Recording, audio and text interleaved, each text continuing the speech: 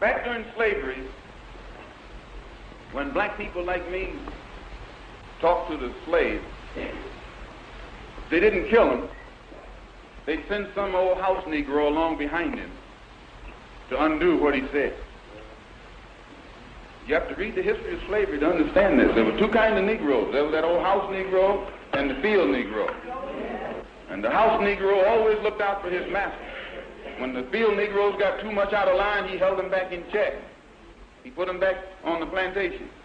The house Negro could afford to do that because he lived better than the field Negro. He ate better, he dressed better, and he lived in a better house. He lived right up next to his master in the attic or the basement. He ate the same food his master ate and wore his same clothes. And he could talk just like his master. Good diction. And he loved his master more than his master loved himself. That's why he didn't want his master hurt. If the master got sick, he'd say, "What's the matter, boss? We sick?" When the master's house caught a fire, he'd try and put the fire out. He didn't want his master's house burned. He never wanted his master's property threatened.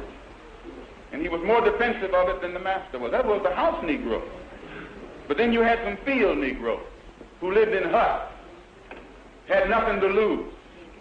They wore the worst kind of clothes, they ate the worst food, and they caught hell. They felt the sting of the lash. They hated their master. Oh, yes, they did. If the master got sick, they prayed that the master died. If the master's house caught a fire, they prayed for a strong wind to come along. This was the difference between the two. And today you still have house Negroes and field Negroes. Yeah. I'm a field Negro.